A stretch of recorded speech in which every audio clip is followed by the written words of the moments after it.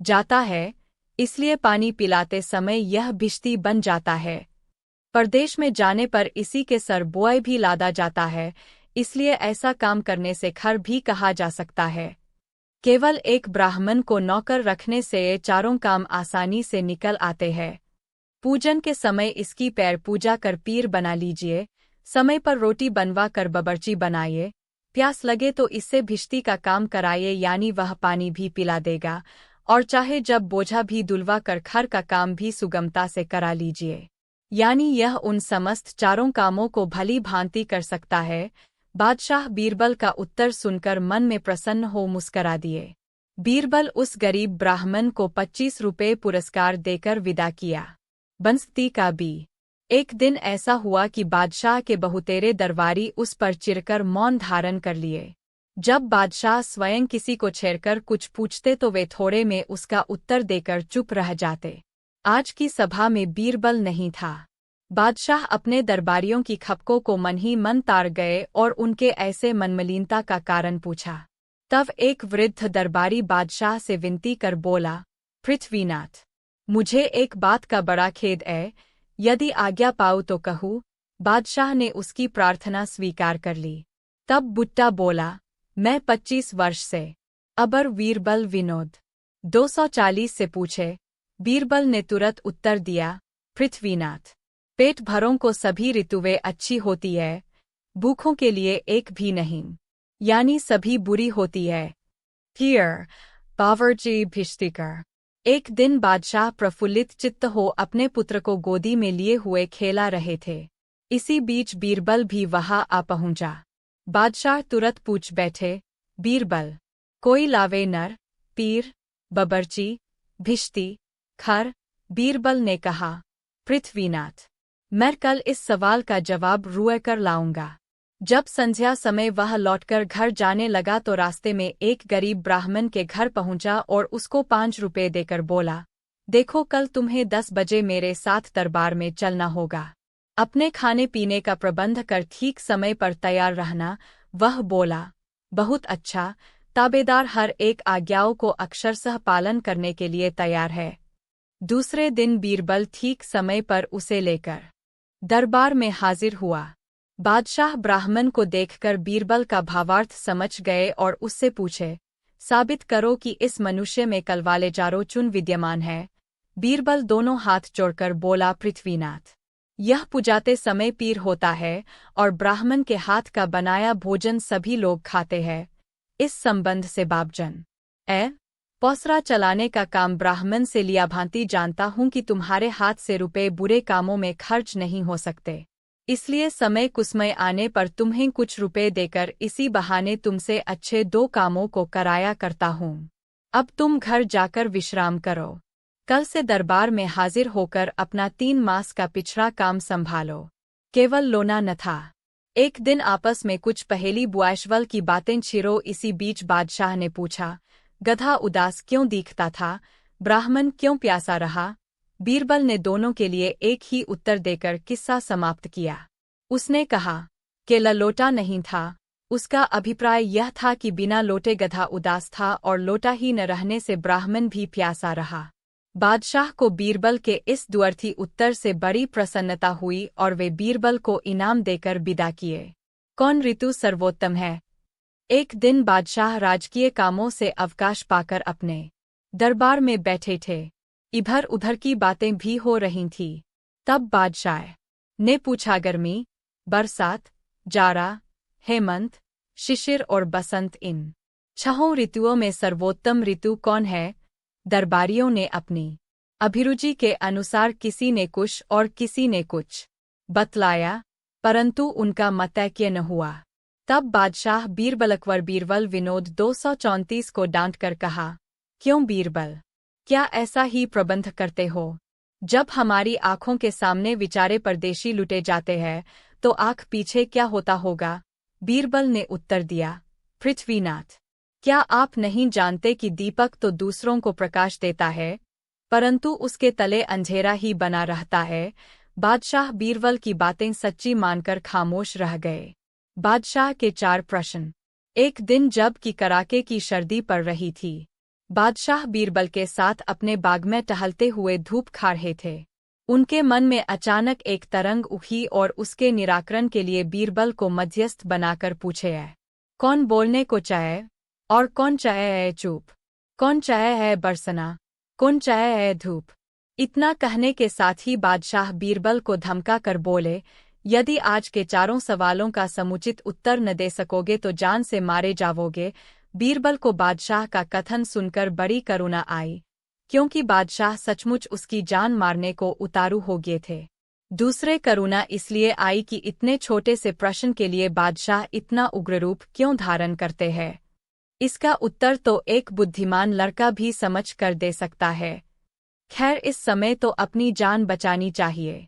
ऐसा विचार कर वह बोलावे दरबारियों से उपरोक्त दोहे का उत्तर पूछ बैठे, पर अफसोस कि एक दरबारी भी उत्तर देने को समर्थ न हुआ। तब चादशाह ने दीवानखाने से बीरबल को बुलवाया। जब वह आया तो उससे उसी दोहे का उत्तर पूछा। बीरबल अपनी बुद्धि से ऐसे ऐसे चुटकुलों को अंगुली पर नचाया करता था। वह तुरंत बोला, रह पुत्र न अबला कर सके, यश नहीं सिंधु समाए, धर्म अग्नि में नहीं जले, नाम काल नहीं खाए।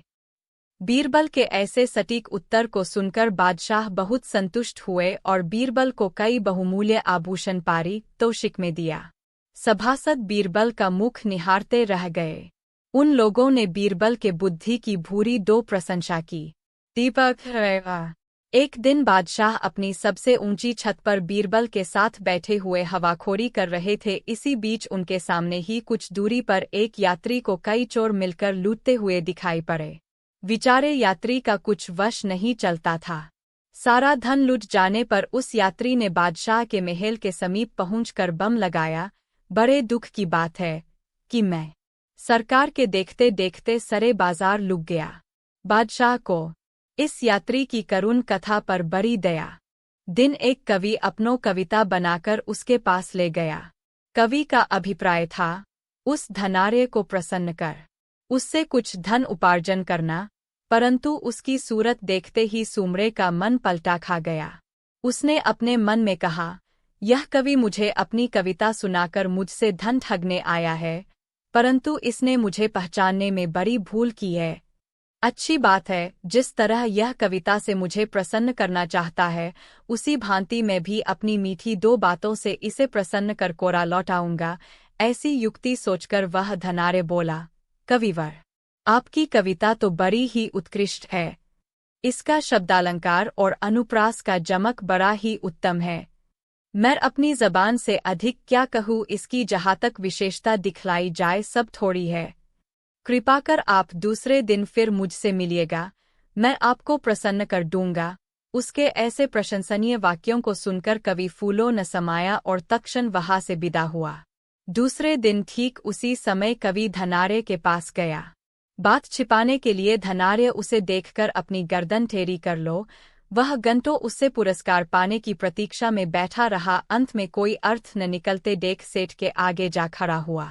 सेठ ने पूछा, तुम कहाँ के रहने वाले हो और मेरे यहाँ क्यों आए हो? सेठ ने इस रुखाई से बात किया मानो उसकी उस कवि से कभी का परिचय ही नहीं था। बेचारा कवि बहुत चकराया और मन ही मन देवता पितर मना कर अकबर वीरवलविन सब मेजमान भड़क गए और वे अपने आगे की थाली जस की तस यथास्थान छोड़कर आप अलग जा खड़े हुए। सब लोग बीरबल को झिरकियाँ देने लगे, यहाँ तक कि क्रोध के अधिक भड़कने पर बोरवल को धक्के दिलवाकर वहां से बाहर निकलवा दिए। पर इससे अधिक करने की किसी में ताब नहीं थी। बादशाह तो पहले ही से वचन हार चुके थे, इसलिए वह भी कुछ न बोले बल्कि अपने मन को भीतर ही भीतर महसूस कर रह गए। बीरबल के आनंद की सोमा न रही। उसने शास्त्रों में पढ़ा था कि मनुष्य अपना प्राण देकर भी धर्म बचावे। बाहर बैठे हुए हिंदू दरबारी देवता पितर मना रहे थे। बीरबल को इतना शीघ्र लौटकर बाहर आते हुए देखकर उनको कुछ धैर्य हुआ। बीरबल गुप्तरूप से महल की सारी व्यवस्था सुनाकर अपने घर चला गया और स्नान ध्यान से निश्चिंत हो भोजन किया। बादशाह बरके हुए मुसलमानों को समझा बुझाकर शांत किए और परसे पकवानों को तुरंत फेंकवा दिया। जब फिर दूसरा बनकर तैयार हुआ तो अपने मेजमानों को खिला कर आप भी खाना खाए। बस उसी दिन से बादशाह को शिक्षा मिल गई और फिर बीरबल को कभी भोजन का निमंत्रण नहीं दिए। एक कृपण पुरुष। दिल्ली नगर में एक महाकंजूस धनवान रहता था। डोज यातरसाय अकबर बीरबल विनोद। बीरबल का और दिनों से अधिक सत्कार किया। बड़े दो अमीर मुसलमानों ने मी उठ दो कर बीरबल का स्वागत किया। मारे खुशी के बादशाह ने बीरबल को अपनी बगल में बैठने का प्रबंध किया। जब यह सब हो चुका तो बीरबल विनम्रतापूर्वक बोला, पृथ्वीनाथ, मैं तो भोजन करने आया ही है, परंतु आपसे थोड़ी आग्रह है। यदि मुझे अपने सांप्रदायिक नियम के अनुसार भोजन करने को अनुमति दी जावे तो प्रति उत्तम हो। बादशाह ने कहा, अच्छो बात है, तुम अपने संप्रदाय के नियमानुसार हो भोजन करो। बोरवल बोला, तो इन सब थालियों पर थोड़ा दो पानी छिड़कना पड़ेगा। यदि मैं ऐसा करूं और कोई नाराज हो तब क्या करना होगा? आप पहले ही से इस पर विचार कर लीजिए। बादशाह बोले, तुम अपने संप्रदाय की रस्म पूरी करके भोजन करो, इसमें हम सबों को कोई आपत्ति न होगी। फिर बादशाह ने अपने अन्य मुसलमान मेजमानों की तरफ दृष्टि फेर कर देखा। सबों ने अपनी गर्दन हिलाकर बादशाह का फरमान स्वीकार किया। तब बीरबल सबको वाक्यबद्ध करके मस्त हो गया और उसकी सांप्रदायिक प्रथा शुरू हुई। एक कटोरों में पानी भरकर उसी सुअर के बार की कूची को उसमें डुबा दो कर खाद्य पदार्थ से सुसज्जित थालियों पर छिड़कने लगा। सब थालियों पर छींटे डाल चुकने के पश्चात बीरबल ने बादशाह की थाली पर भी थोड़ा सा पानी छिड़क दिया। एक अमीर जो बादशाह के पास बैठा हुआ बीरबल का सारा चरित्र देख रहा था बोला, ओफ, यह तो बड़ा कठिन हुआ, यह कूची तो बाल की है। अकबर बीरबल विनोद करने का उसे साहस न हुआ। घर पहुंचकर भी उसका मन बल ही रहा। इस चिंता के गहरे आघात से उसे शाम को क्षुधा भी न लगी और न रात्रि में खूंखार निद्रा ही आई। एकदम अचेतन अवस्था में ही तमाम रात व्यतीत हो गई। मारे लज्जा के अपने घर वालों से भी कुछ कहते नहीं बना। दूसरे दिन सबेरा होते ही बादशाह बीरबल के जेवनार की तैयारी कराने लगे। भिन्न दो प्रकार के जेवनार तैयार कराए गए। इस खुशहाली में नगर के बहुतेरे अमीर उमराव मुसलमान आमंत्रित किए गए। जब जेवनार का समय हो गया और अन्य मेजमान लोग एकत्रित हुए तो बादशाह ने अपने एक कर्मचारी द्वारा बीरबल को बिलवा भेजा। खाद्य पदार्थ भलीभांति सजाकर सोने और चांदी के बासनों में परसे गए और सब अमीर उमराव यथास्थान बैठ गए। उधर जब बादशाह का दूत बीरबल के पास पहुंचा तो उसका मुख मलिन हो गया। वह अपने दरबारी कपड़े पहनकर उस दूत के साथ हो लिया। रास्ते में वह बराबर अगल बगल के मार्ग की भूमि का संशोधन करता हुआ चलता था। दैवात उसके मन में एक युक्ति अचानक समा गई। वह एक सुनार को सुअर की कूची से आभूषणों को साफ करते हुए देखा। वह तुरंत सुनार के पास जा पहुंचा और आग्रह करके उससे सुअर के बाल की कूची मंगनी मांग ली। महल में पहुंचकर बीरबल ने देखा कि सब लोग यथास्थान बैठकर केवल उसकी ही प्रतीक्षा कर रहे हैं। बादशाह बड़े प्रसन्न दिखलाई पड़ते थे। आज उन्होंने डोसा एक्सा। अकबर बीरबल विनोद हामी भर। वह उत्तर देने में चूक गया। बीरबल में इस बात की बड़ी विशेषता थी कि वह भरसक अपनी बातों को निभाने की कोशिश करता था। इस बात को बादशाह भी भलीभांति जानते थे। बीरबल ने मेरा निमंत्रण स्वीकार कर लिया। इस बात को सोचकर बादशाह को बड़ी प्रसन्नता हुई। वे अपने बड़े दो मुसलमान दरबारियों को इसकी बधाई भेज दी। वे मुसलमान दरबारी भी ऐसा कह दो कर फूले नहीं समाते थे कि कल बीरबल मुसलमानी मजहब स्वीकार करेगा। इससे बढ़कर उन मुसलमान दरबारियों को और कौन सी शुभ सूचना हो सकती थी। 2 घंटे की कड़ी परिश्रम के पश्चात बीरबल अपने कामों से अवकाश पाकर वहीं लेट गया। उसी समय उसके साथ का एक हिंदू कर्मचारी बोला, दीवान जी, आजम आपने बिना विचार किए ही बादशाह के सामने ऐसी कठिन प्रतिज्ञा कैसे कर ली? अब बीरबल का होश ठिकाने आया। उसके आंखों के सामने अंधेरा छा गया।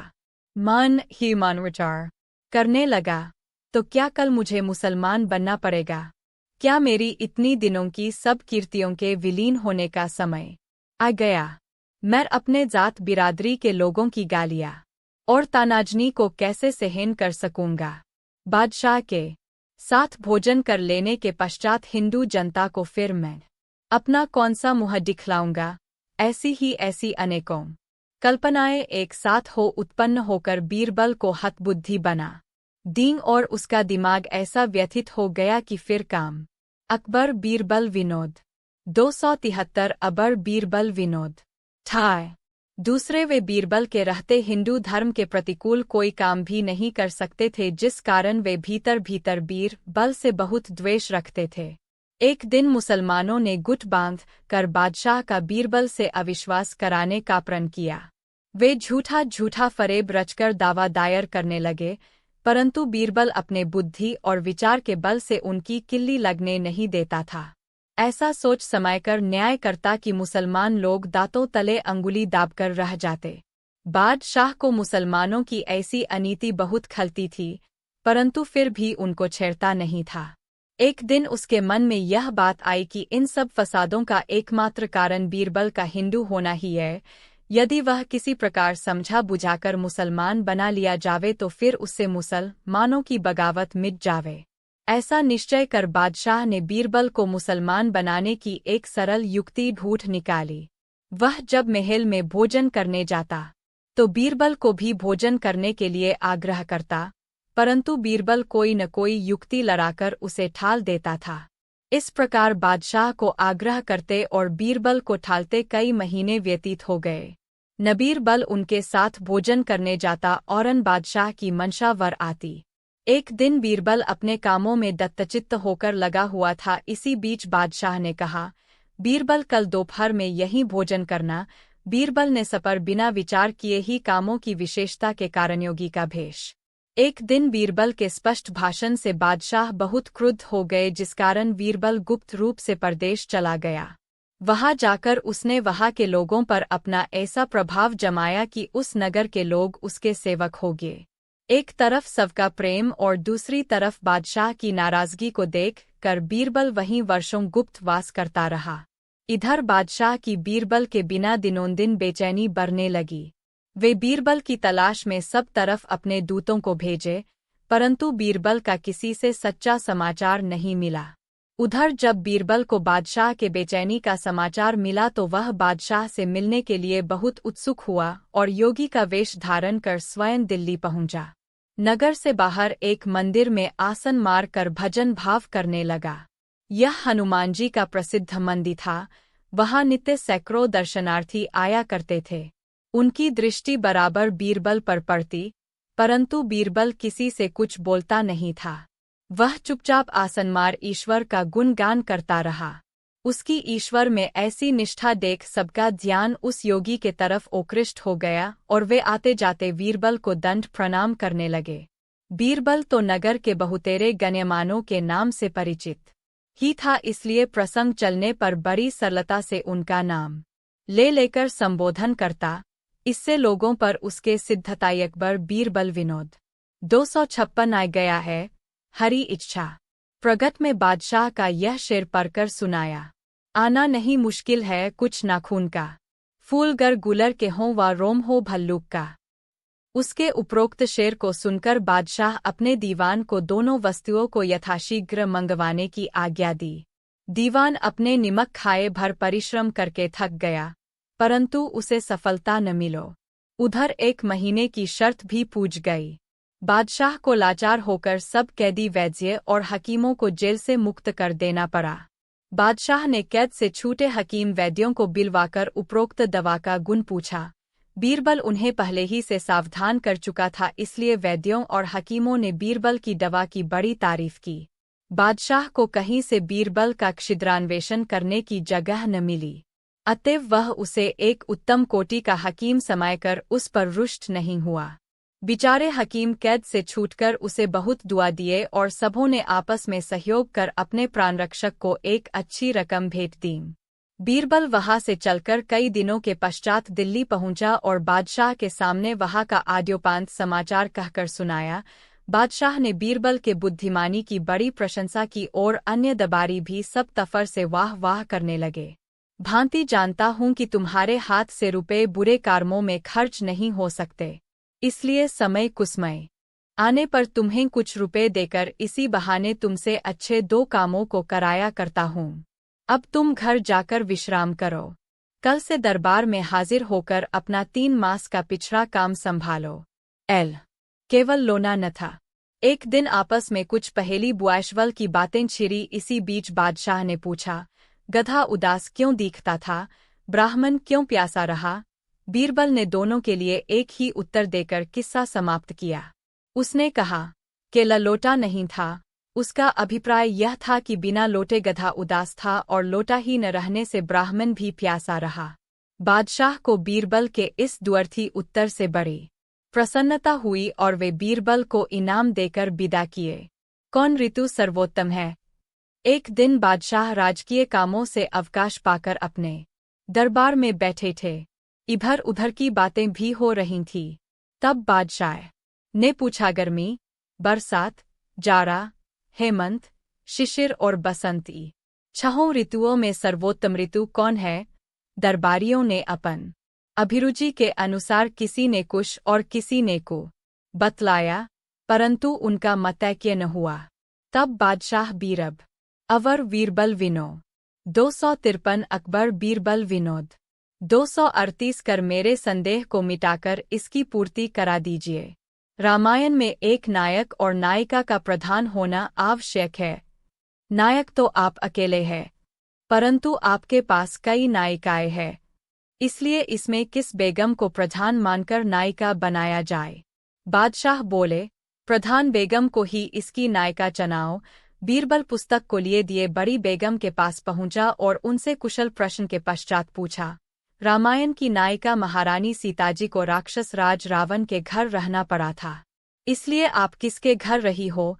आपसे इसका उत्तर मिलने पर मैं शाही रामायण तैयार कर डालूंगा।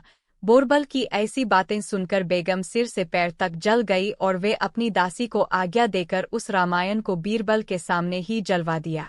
बीरबल बेगम से विदा होकर बादशाह के पास आया और बेगम के द्वारा चिरकर रामायण जलाए जाने का सारा किस्सा कह सुनाया। फिर हाथ जोड़कर बोला, पृथ्वीनाथ, शाही रामायण फिर भी तैयार हो सकती है। यदि आप चाहते हो तो दूसरी आज्ञा दीजिए। बादशाह हंसते हुए बोले, बीरबल, जो कुछ होना था सो हो गया। अब दूसरी रामायण बनाने का कष्ट आपको नहीं दिया जाएगा। महाराज रामचंद्र समर्थ थे, मैं उनकी तुलना नहीं कर सकता। तो मैं यह पहले ही समझ चुका था, मुझे तो केवल तुम्हारी परीक्षा लेनी थी, सो ले लिया मैं शाही रामायण। एक दिन बीरबल और बादशाह की एकांत में बातें हो रही थीं। इसी बीच बादशाह ने बीरबल से शाही रामायण बनाने की चर्चा की। प्रक्रिया, यह कौन बड़ो बात है? शाहो रामायण में बनाकर आपको दिखलाऊंगा, परंतु यह इतना आसान काम नहीं है जो थोड़े समय में कर दिखाया जाए। इसमें 3 मास की देर लगेगी और रुपए भी काफी खर्च पड़ेंगे। इस समय में खर्च के रुपयों का ठीक आंकड़ा तो नहीं बता सकता, परंतु इतना है कि यह पहल कार्यारंभ के लिए मुझे 15,000 रुपये मिलने चाहिए। बादशाह ने खजाने से 15,000 रुपये दिलाकर बीरबल को 3 मास की मुहलत दे शाही रामायण तैयार करने के लिए विदा किया। वह रुपयों को लेकर सीधे अपने घर पहुंचा और उनसे स्थान 2 पर मौका देखकर कुआं बावली खुदवाने का कार्यारंभ किया। इस प्रकार जब 2 मास समाप्त होकर तीसरा भी समाप्त होने पर आया तो बोरबल को शाही रामायण की सूझी। वह बाजार से कोरा कागज मंगाकर उसकी एक मोटी पुस्तक तैयार कराई और फिर उसे एक आदमी के सिर पर रखकर बादशाह के पास पहुंचा।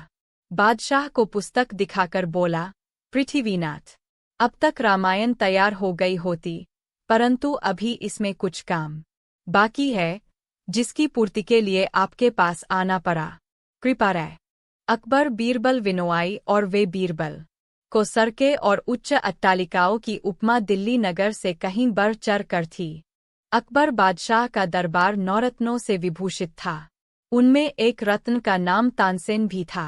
ये जाति का मुसलमान और गान और वाद्य विद्या में बड़े पंडित थे। इनकी गाने की विशेष कला देश देशांतर में फैली हुई थी। दूर देश के राजे अक्सर तानसेन के गाने को सुनने के लिए दिल्ली आते थे और उसका गान सुनकर लौट जाते थे। अपने राज्य में जाकर वे तानसेन की बड़ी प्रशंसा करते, इलिए तानसेन राजा बड़ा दयालु, साहसी और प्रजावत्सल था। ऐसे राजा के सुशासन में प्रजा बड़ी खुशहाल थी। क्या मजाल कि कोई सबल किसी निर्बल पर प्रहार करे।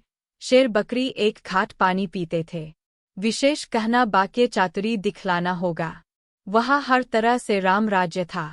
राज्य वर्ग के कर्मचारी बड़े धर्मपरायण और ईमानदार थे। घूसखोरी कतई बंद थी। सिफारिश करने वाला स्वयं दंडनीय किया जाता था। ऐसी सुंदर नगरी की सुंदर व्यवस्था को देखते सुनते तानसेन और बीरबल चले जा रहे थे। इनकी उत्तम 2 पोशाकों को देखकर वहाँ के निवासी उन्हें उच्च वंशीय समझकर उनका सब जगह स्वागत करते थे।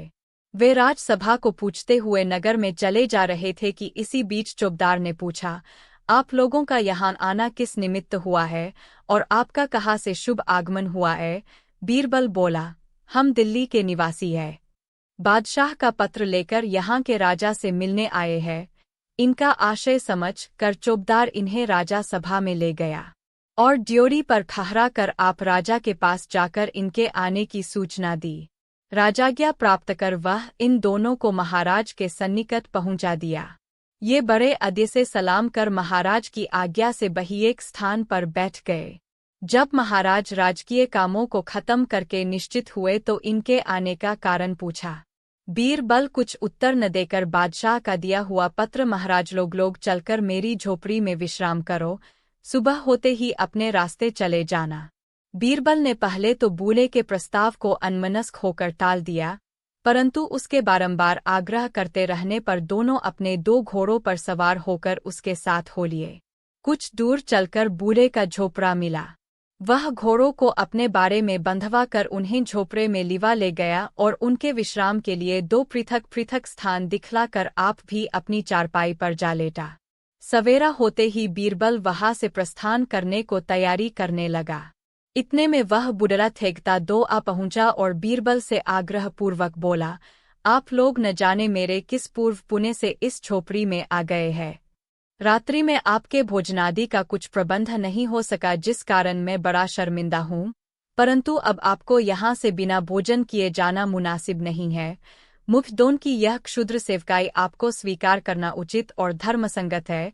बीरबल ने देखा कि एक तो हम लोग एक दिन के भूखे हैं, दूसरे प्रदेश का मामला है। कब भोजन की व्यवस्था होगी और कब नहीं, इससे बेहतर है कि इस बूढ़े वाली करके चलें। बूढ़ा बीरबल की स्वीकृति प्राप्त कर प्रसन्न हो गया और तुरंत जंगली खाद्य सामग्रियों को लाकर उनको भोजन कराया। तब दोनों प्रसन्न प्रसन्न बुढ़ने से अनुमति लेकर नगर की तरफ अग्रसर हुए। ब्रह्मदेश की राजधानी आवा नगरी बड़ी मनोरम थी। वहाँ अकबर बीरबल विनोद आने वाला है, नाहक मोर मारने से क्या लाभ, समय आने पर विवेक से काम लेना होगा। इधर तानसेन ने अपने मन में अनुमान किया, यह कोई बहुत कठिन काम होगा जो केवल बीरबल के किए नहीं हो सकता था, इसलिए बादशाह ने मुझको भी उसके साथ भेजा है। लो अच्छा ही हुआ, ब्रह्मन का ब्रह्मन होगा और गायन सुनाकर राजा को प्रसन्न कर पारितोषिक अलग से लूंगा, ऐसा अनुमान कर वह मन में फूला नहीं समाता था। बादशाह ने इनको सवारी के लिए तेज घोड़े दिए थे, इसलिए थोड़े ही दिनों की यात्रा के पश्चात ये ब्रह्मदेश की राजधानी में जा पहुँचे। जिस समय ये ब्रह्मदेश के सरहद पर पहुँचे सूर्यास्त हो रहा था। कोई परिचय का भी नहीं था। लाचार होकर वह रात्रि नगर के बाहर ही टिककर बितानी पड़ी। ब्रह्मा देश जंगल और पहाड़ों से भरा पड़ा है। इनको वहाँ की आव हवा का कुछ भी ज्ञान न था, अतएव बीरबल की अनुमति से उन दो अबर बीरबल विनो था। दूसरे वे बीरबल के रहते हिंदू धर्म के प्रतिकूल कोई काम भी नहीं कर सकते थे, जिस कारण वे भीतर भीतर बीरबल से बहुत द्वेष रखते थे। एक दिन मुसलमानों ने गुट बांध कर बादशाह का बीरबल से अविश्वास कराने का प्रण किया। वे झूठा झूठा फरेब रचकर दावा दायर करने लगे, परंतु बीरबल अपने बुद्धि और विचार के बल से उनकी किल्ली लगने नहीं देता था। ऐसा सोच समायकर न्याय करता कि मुसलमान लोग दांतों तले अंगुली दाबकर रह जाते। बादशाह को मुसलमानों की ऐसी अनीति बहुत खलती थी, परंतु फिर भी उनको छेड़ता नहीं था।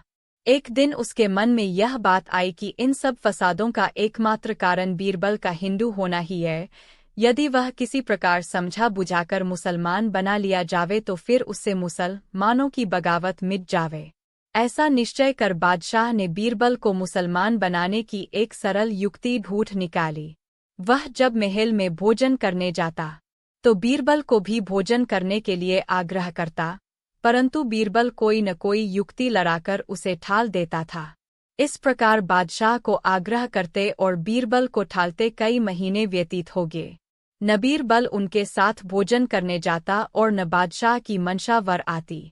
एक दिन बीरबल अपने कामों में दत्तचित्त होकर लगा हुआ था। इसी बीच बादशाह ने कहा, बीरबल कल दोपहर में यहीं भोजन करना। बीरबल ने सपर बिना विचार किए ही कामों की विशेषता के कारण योगी का भेष। एक दिन बीरबल के स्पष्ट भाषण से बादशाह बहुत क्रुद्ध हो गए, जिस कारण बीरबल गुप्त रूप से परदेश चला गया। वहां जाकर उसने वहां के लोगों पर अपना ऐसा प्रभाव जमाया कि उस नगर के लोग उसके सेवक हो गए। एक तरफ सबका प्रेम और दूसरी तरफ बादशाह की नाराजगी को देख कर बीरबल वहीं वर्षों गुप्त वास करता रहा। इधर बादशाह की बीरबल के बिना दिनोंदिन बेचैनी बढ़ने लगी। वे बीरबल की तलाश में सब तरफ अपने दूतों को भेजे, परंतु बीरबल का किसी से सच्चा समाचार नहीं मिला। उधर जब बीरबल को बादशाह के बेचैनी का समाचार मिला तो वह बादशाह से मिलने के लिए बहुत उत्सुक हुआ और योगी का वेश धारण कर स्वयं दिल्ली पहुंचा। नगर से बाहर एक मंदिर में आसन मार कर भजन भाव करने लगा। यह हनुमान जी का प्रसिद्ध मंदिर था। वहां नित्य सैकड़ों दर्शनार्थी आया करते थे। उनकी दृष्टि बराबर बीरबल पर पड़ती, परंतु बीरबल किसी से कुछ बोलता नहीं था। वह चुपचाप आसनमार ईश्वर का गुणगान करता रहा। उसकी ईश्वर में ऐसी निष्ठा देख सबका ध्यान उस योगी के तरफ आकृष्ट हो गया और वे आते जाते बीरबल को दंड प्रणाम करने लगे। बीरबल तो नगर के बहुतेरे गण्यमानों के नाम से परिचित ही था, इसलिए प्रसंग चलने पर बड़ी सरलता से उनका नाम ले लेकर संबोधन करता। इससे लोगों पर उसके सिद्धता आई। 17 अकबर बीरबल। विनोद 256 आ गया है। हरी इच्छा प्रगट में बादशाह का यह शेर पढ़कर सुनाया। आना नहीं मुश्किल है कुछ नाखून का, फूल गर गुलर के हों व रोम हो भल्लूक का। उसके उपरोक्त शेर को सुनकर बादशाह अपने दीवान को दोनों वस्तुओं को यथाशीघ्र मंगवाने की आज्ञा दी। दीवान अपने निमक खाए भर परिश्रम करके थक गया, परंतु उसे सफलता न मिलो। उधर 1 महीने की शर्त भी पूज गई। बादशाह को लाचार होकर सब कैदी वैद्य और हकीमों को जेल से मुक्त कर देना पड़ा। बादशाह ने कैद से छूटे हकीम वैद्यों को बिलवाकर उपरोक्त दवा का गुण पूछा। बीरबल उन्हें पहले ही से सावधान कर चुका था, इसलिए वैद्यों और हकीमों ने बीरबल की दवा की बड़ी तारीफ की।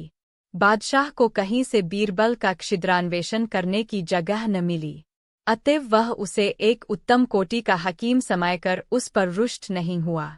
बिचारे हकीम कैद से छूटकर उसे बहुत दुआ दिए और सबों ने आपस में सहयोग कर अपने प्राणरक्षक को एक अच्छी रकम भेंट दी। बीरबल वहां से चलकर कई दिनों के पश्चात दिल्ली पहुंचा और बादशाह के सामने वहां का आद्योपांत समाचार कहकर सुनाया।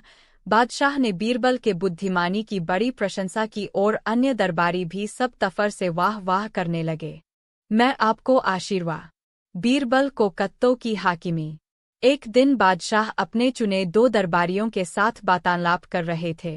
इसो अंतर्गत अब्दुल फजल नामी दरबारी को बीरबल की हंसी उड़ाने की सुआई। वह बीरबल को चिताकर बोला, बीरबल, आज से तुमको कुत्तों की हाकिमी प्रदान की जाती है। बीरबल झट बोल उठा, फिर तो आपको मेरी आज्ञा पालन करनी पड़ेगी। उल्टे मुँह खाकर अब्दुल फजल शर्मिंदा हो गया। फिर कभी उससे बीरबल से ऐसी छेड़खानी नहीं करी। 1000 जूते। एक दिन बादशाह बीरबल को छिपाने की नीयत से उसके जूते गुम करा दिए। जब घर जाने का समय हुआ, बीरबल, मैंने आज रात में एक अजीब सपना देखा है। उसका तात्पर्य यह निकलता है कि जो मनुष्य इस हौज में डुबकी लगाकर एक अंडा मुर्गी का न निकाल लावे उसे 2 बाप का समायना चाहिए।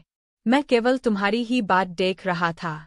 बेहतर है कि सबकी बारीर से परीक्षा ली जाए, देखें स्वप्न का क्या प्रभाव पड़ता है। बादशाह की अनुमति से सभी दरबारी हौज में डुबकी मारकर हाथ में एक मुर्गों का अंडा लेकर बाहर निकले। जब बीरबल की ओसरी आई तो वह हौज में डुबकी मारकर खाली हाथ निकला। परंतु उसके मुखारविंद से कुकू का शब्द निकल रहा था। बादशाह ने कहा, मियाँ बीरबल, तुम्हारा अंडा कहाँ है? जल्दी दिखलाओ। बीरबल ने उत्तर दिया, गरीब परवर, तमाम अंडा देने वाली मुर्गियों के बीच एक मैं हो मुर्गा हूँ। बेचारे दरबारी सहम गए और बादशाह के ओठों पर मुस्कुराहट आ गई। कोई धनी और कोई दरिद्र क्यों होता? एक दिन बीरबल और बादशाह में विज्ञान की बातें छिड़ी थीं। दोनों अपनी अपनी वाली कहते थे, परंतु उनका मन किसी सिद्धांत पर स्थिर नहीं होता था। इसी बीच बादशाह ने बीरबल से पूछा, अच्छा बीरबल, इसका विवेचन कर सिद्ध करो कि संसार में कोई तो धनी और कोई दरिद्री क्यों हो जाता है? बोरबल ने तुरंत उत्तर दिया, अकबर बीरबल विनो, आपका नमक खाता हूँ और अपना सब काम बराबर खैरख्वाही से करता आ रहा हूँ, फिर भी देखता हूँ कि आप एक कल के आए हुए छोकरे के सामने हम लोगों को कुछ भी नहीं समझते। आपको जो कुछ भी पूछना होता है बीरबल ही से पूछा करते हैं। इस बात की हम लोगों को बड़ी चोट है। बादशाह बोले, आप लोग इसके लिए कोई चिंता न करें, अच्छा मौका है। इस समय बीरबल भी यहाँ मौजूद नहीं है। मैं एक जरूरी बात पूछना चाहता हूँ, आप में से कोई भी बतलावे कि वनस्पति के बीज कहाँ है? दरबारियों ने इसका अनुसंधान करने में महीनों सिर तोड़ परिश्रम किया, परंतु सब बेफायदा हुआ। लाचार होकर एक दिन भरी सभा में बादशाह ने वही बात बीरबल से पूछा। बीरबल तत्क्षण हाथ में गंगाजल लेकर जमीन पर छिड़क दिया और बोला, बस पृथ्वीनाथ, वह बीज इसी खौर पर है। लोगों का मुख मलिन हो गया और फिर बादशाह के सामने ऐसी बातें कभी जवान पर नहीं लाए।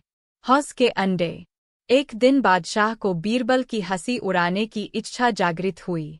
अतएव वे बीरबल के आने के पूर्व ही बाजार से बहुत से मुर्गी के अंडे मंगाकर अपने दरबारियों को एक एक कर बांट दिया।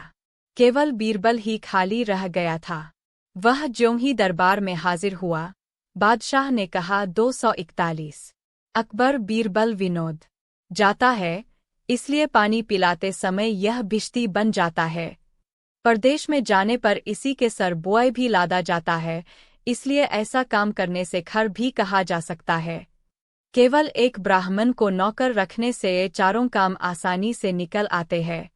पूजन के समय इसकी पैर पूजा कर पीर बना लीजिए, समय पर रोटी बनवा कर बावर्ची बनाइए, प्यास लगे तो इससे भिश्ती का काम कराइए, यानी वह पानी भी पिला देगा, और चाहे जब बोझा भी दुलवा कर खर का काम भी सुगमता से करा लीजिए, यानी यह उन समस्त चारों कामों को भली भांति कर सकता है। बादशाह बीरबल का उत्तर सुनकर मन में प्रसन्न हो मुस्करा दिए। बीरबल उस गरीब ब्राह्मण को 25 रुपये पुरस्कार देकर विदा किया। बंसती का बीज। एक दिन ऐसा हुआ कि बादशाह के बहुतेरे दरबारी उस पर चिढ़कर मौन धारण कर लिए। जब बादशाह स्वयं किसी को छेड़कर कुछ पूछते तो वे थोड़े में उसका उत्तर देकर चुप रह जाते। आज की सभा में बीरबल नहीं था। बादशाह अपने दरबारियों की खपकों को मन ही मन तार गए और उनके ऐसे मनमलिनता का कारण पूछा। तब एक वृद्ध दरबारी बादशाह से विनती कर बोला, पृथ्वीनाथ, मुझे एक बात का बड़ा खेद है, यदि आज्ञा पाऊँ तो कहूँ। बादशाह ने उसकी प्रार्थना स्वीकार कर ली। तब बुट्टा बोला, मैं 25 वर्ष से अबर बीरबल विनो से पूछे। बीरबल ने तुरंत उत्तर दिया, पृथ्वीनाथ, पेट भरों को सभी ऋतुएं अच्छी होती है, भूखों के लिए एक भी नहीं, यानी सभी बुरी होती है। हियर बावर्ची भिश्तिकर। एक दिन बादशाह प्रफुल्लित चित्त हो अपने पुत्र को गोदी में लिए हुए खेला रहे थे। इसी बीच बीरबल भी वहां आ पहुंचा। बादशाह तुरंत पूछ बैठे, बीरबल, कोई लावे नर, पीर, बावर्ची, भिश्ती, खर? बीरबल ने कहा, पृथ्वीनाथ, मैं कल इस सवाल का जवाब ढूंढ कर लाऊंगा। जब संध्या समय वह लौटकर घर जाने लगा तो रास्ते में एक गरीब ब्राह्मण के घर पहुंचा और उसको 5 रुपये देकर बोला, देखो कल तुम्हें 10 बजे मेरे साथ दरबार में चलना होगा। अपने खाने पीने का प्रबंध कर ठीक समय पर तैयार रहना। वह बोला, बहुत अच्छा, ताबेदार हर एक आशाओं को अक्षरशः पालन करने के लिए तैयार है। दूसरे दिन बीरबल ठीक समय पर उसे लेकर दरबार में हाजिर हुआ। बादशाह ब्राह्मण को देखकर बीरबल का भावार्थ समझ गए और उससे पूछे, साबित करो कि इस मनुष्य में कल वाले चारों चुन विद्यमान है। बीरबल दोनों हाथ जोड़कर बोला, पृथ्वीनाथ, यह पुजाते समय पीर होता है और ब्राह्मण के हाथ का बनाया भोजन सभी लोग खाते हैं। इस संबंध से बावर्ज है। पौसरा चलाने का काम ब्राह्मण से लिया अकबर बीरबल विनो जानवर है। यहाँ तक कि वह अपनी सूंड से धूल उठाकर अपने ही शरीर पर फेंका करता है, और आप घोड़े पर सवार है। घोड़ा बहादुर होता है, उसको लोग गाजिमट भी कहते हैं। बादशाह बीरबल के उत्तर से बड़ा प्रसन्न हुए और लड़ाई में जीत होने पर उसे भरपूर इनाम दिए। मूर्ख से पाला पड़े तो चुप रहना। प्रकृति की समानता होने से बादशाह और बीरबल में उत्तरोत्तर प्रेम बढ़ता ही गया, जिस कारण बीरबल को गरीबों का हित करने के लिए अच्छा अवसर मिलता था। वह येनकेन प्रकारेण बादशाह को प्रेरित कर कुछ न कुछ नित्य गरीबों को दिला दिया करता था। एक दिन की ऐसी घटना घटी कि बादशाह के गुरु महाशय मक्का से चलकर दिल्ली आए। रास्ते में राह की जानकारी न रहने के कारण उन्हें बहुत भटकना पड़ा था। बादशाह अकबर बीरबल विनोद मिलने। एक दिन एक कवि अपनी कविता बनाकर उसके पास ले गया। कवि का अभिप्राय था, उस धनार्य को प्रसन्न कर, उससे कुछ धन उपार्जन करना, परंतु उसकी सूरत देखते ही सुमरे का मन पलटा खा गया। उसने अपने मन में कहा, यह कवि मुझे अपनी कविता सुनाकर मुझसे धन ठगने आया है, परंतु इसने मुझे पहचानने में बड़ी भूल की है। अच्छी बात है, जिस तरह यह कविता से मुझे प्रसन्न करना चाहता है, उसी भांति मैं भी अपनी मीठी दो बातों से इसे प्रसन्न कर कोरा लौटाऊंगा। ऐसी युक्ति सोचकर वह धनार्य बोला, कविवर, आपकी कविता तो बड़ी ही उत्कृष्ट है। इसका शब्दालंकार और अनुप्रास का जमक बड़ा ही उत्तम है। मैं अपनी जबान से अधिक क्या कहूँ, इसकी जहाँ तक विशेषता दिखलाई जाए सब थोड़ी है। कृपा कर आप दूसरे दिन फिर मुझसे मिलिएगा, मैं आपको प्रसन्न कर दूंगा।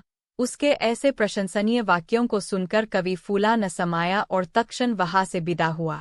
दूसरे दिन ठीक उसी समय कवि धनार्य के पास गया। बात छिपाने के लिए धनार्य उसे देखकर अपनी गर्दन टेढ़ी कर ली। वह घंटों उससे पुरस्कार पाने की प्रतीक्षा में बैठा रहा। अंत में कोई अर्थ न निकलते देख सेठ के आगे जा खड़ा हुआ। सेठ ने पूछा, तुम कहाँ के रहने वाले हो और मेरे यहाँ क्यों आए हो? सेठ ने इस रुखाई से बात किया मानो उसकी उस कवि से कभी का परिचय ही नहीं था। विचारा कवि बहुत चकराया और मन ही मन देवता पितर मनाकर अकबर बीरबल विनो सब मेजमान भड़क गए और वे अपने आगे की थाली जस की तस यथास्थान छोड़कर आप अलग जा खड़े हुए। सब लोग बीरबल को झिड़कियां देने लगे, यहाँ तक कि क्रोध के अधिक भड़कने पर बीरबल को धक्के दिलवाकर वहां से बाहर निकलवा दिए, पर इससे अधिक करने की किसी में ताब नहीं थी। बादशाह तो पहले ही से वचन हार चुके थे, इसलिए वह भी कुछ न बोले बल्कि अपने मन को भीतर ही भीतर महसूस कर रह गए। बीरबल के आनंद की सोमा न रही। उसने शास्त्रों में पढ़ा था कि मनुष्य अपना प्राण देकर भी धर्म बचावे। बाहर बैठे हुए हिंदू दरबारी देवता पितर मना रहे थे। बीरबल को इतना शीघ्र लौटकर बाहर आते हुए देखकर उनको कुछ धैर्य हुआ। बीरबल गुप्तरूप से महल की सारी व्यवस्था सुनाकर अपने घर चला गया और स्नान ध्यान से निश्चिंत हो भोजन किया। बादशाह बरके हुए मुसलमानों को समझा बुझाकर शांत किए और परसे पकवानों को तुरंत फेंकवा दिया। जब फिर दूसरा बनकर तैयार हुआ तो अपने मेजमानों को खिला कर आप भी खाना खाए। बस उसी दिन से बादशाह को शिक्षा मिल गई और फिर बीरबल को कभी भोजन का निमंत्रण नहीं दिए। एक कृपिन पुरुष। दिल्ली नगर में एक महाकंजूस धनवान रहता था बीरबल का, और दिनों से अधिक सत्कार किया। बड़े दो अमीर मुसलमानों ने भी उठ दो कर बीरबल का स्वागत किया। मारे खुशी के बादशाह ने बीरबल को अपनी बगल में बैठने का प्रबंध किया। जब यह सब हो चुका तो बीरबल विनम्रतापूर्वक बोला, पृथ्वीनाथ, मैं तो भोजन करने आया ही हूँ, परंतु आपसे थोड़ी आग्रह है। यदि मुझे अपने सांप्रदायिक नियम के अनुसार भोजन करने को अनुमति दी जावे तो प्रति उत्तम हो। बादशाह ने कहा, अच्छो बात है, तुम अपने संप्रदाय के नियमानुसार हो भोजन करो। बीरबल बोला, तो इन सब थालियों पर थोड़ा दो पानी छिड़कना पड़ेगा। यदि मैं ऐसा करूं और कोई नाराज हो तब क्या करना होगा? आप पहले ही से इस पर विचार कर लीजिए। बादशाह बोले, तुम अपने संप्रदाय की रस्म पूरी करके भोजन करो, इसमें हम सबों को कोई आपत्ति न होगी। फिर बादशाह ने अपने अन्य मुसलमान मेजमानों की तरफ दृष्टि फेर कर देखा। सर्वों ने अपनी गर्दन हिलाकर बादशाह का फरमान स्वीकार किया। तब बीरबल सबको वाक्यबद्ध करके मस्त हो गया और उसकी सांप्रदायिक प्रथा शुरू हुई। एक कटोरों में पानी भरकर उसी सुअर के वार की कूची को उसमें डुबा दोकर खाद्य पदार्थ से सुसज्जित थालियों पर छिड़कने लगा। सब थालियों पर छींटे डाल चुकने के पश्चात बीरबल ने बादशाह की थाली पर भी थोड़ा सा पानी छिड़क दिया। एक अमीर जो बादशाह के पास बैठा हुआ बीरबल का सारा चरित्र देख रहा था बोला, ओफ, यह तो बड़ा कठिन हुआ, यह कूची तो बल की है। अकबर बीरबल विनो 275 अकबर बीरबल विनो करने का उसे साहस न हुआ। घर पहुंचकर भी उसका मन चल ही रहा। इस चिंता के गहरे आघात से उसे शाम को क्षुधा भी न लगी और न रात्रि में खूंखार निद्रा ही आई। एकदम अचेतन अवस्था में ही तमाम रात व्यतीत हो गई। मारे लज्जा के अपने घर वालों से भी कुछ कहते नहीं बना। दूसरे दिन सबेरा होते ही बादशाह बीरबल के जेवनार की तैयारी कराने लगे। भिन्न 2 प्रकार के जेवनार तैयार कराए गए। इस खुशहाली में नगर के बहुतेरे अमीर उमराव मुसलमान आमंत्रित किए गए। जब जेवनार का समय हो गया और अन्य मेजमान लोग एकत्रित हुए तो बादशाह ने अपने एक कर्मचारी द्वारा बीरबल को बिलवा भेजा।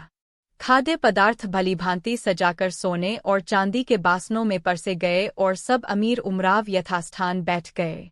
उधर जब बादशाह का दूत बीरबल के पास पहुंचा तो उसका मुख मलिन हो गया। वह अपने दरबारी कपड़े पहनकर उस दूत के साथ हो लिया। रास्ते में वह बराबर अगल बगल के मार्ग की भूमि का संशोधन करता हुआ चलता था। दैवात उसके मन में एक युक्ति अचानक समा गई। वह एक सुनार को सुअर की कूची से आभूषणों को साफ करते हुए देखा। वह तुरंत सुनार के पास जा पहुंचा और आग्रह करके उससे सुअर के बाल की कूची मंगनी मांग ली। महल में पहुंचकर बीरबल ने देखा कि सब लोग यथास्थान बैठकर केवल उसकी ही प्रतीक्षा कर रहे हैं।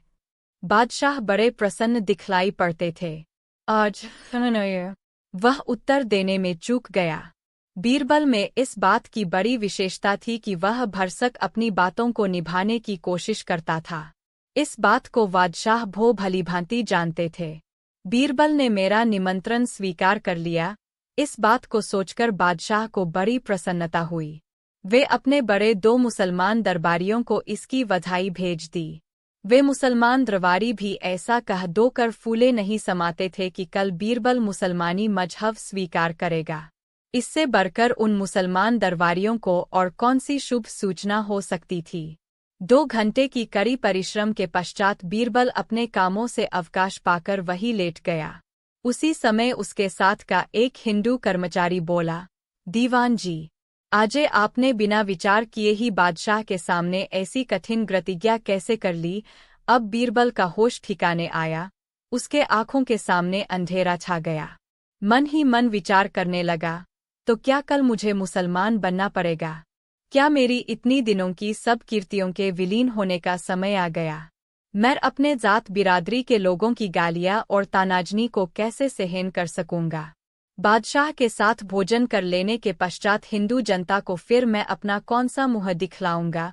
ऐसी अनेकों कल्पनाएं एक साथ हो उत्पन्न होकर बीरबल को हतबुद्धि बना दीं और उसका दिमाग ऐसा व्यथित हो गया कि फिर अकबर बीरबल विनोद 250 तब बीरबल ने उसके सारे बदन में खाक मलकर कोपीन वस्त्र पहनाया और हाथ में एक रुद्राक्ष की माला देकर मस्तक पर कृत्रिम जटा बांध दी। फिर उसे हनुमान जी के मंदिर में एक मृगचर्म पर बैठाकर आप बादशाह के पास पहुंचा। बादशाह का दरबार उमरावों से ठसाठस भरा हुआ था। बीरबल ने हाथ जोड़कर कहा, पृथ्वीनाथ, मेरे गुरुजी आए हुए हैं। आपके विषय में बातें करने पर उन्होंने आपसे मिलना स्वीकार किए है, परंतु मुझे साथ जाने की मुमानियत करते हैं। यदि इतने पर भी आपके साथ जाऊंगा तो वे मुझसे बहुत नाराज होंगे। मुमकिन है कि चिरकर मुझे शाप भी दे दें। बादशाह ने पूछा, इस समय वे कहाँ ठहरे हुए हैं? बीरबल ने उत्तर दिया, हनुमान जी के मंदिर के बाहर की कोठरी में। बादशाह अपने दरबारियों को साथ लेकर बीरबल के गुरु से मिलने गए। वहां पहुंचकर बड़े अदब से प्रणाम कर बाकायदे उनके सामने बैठ गए और फिर पूछा, भगवान, कृपा कर आप अपना नाम तथा ठिकाना इस दास से बतलाएं, मैं इस कृपा के लिए आपका चिरकृतज्ञ बना रहूंगा। स्वामी जी तो पक्के गुरु के चेले थे। उन्होंने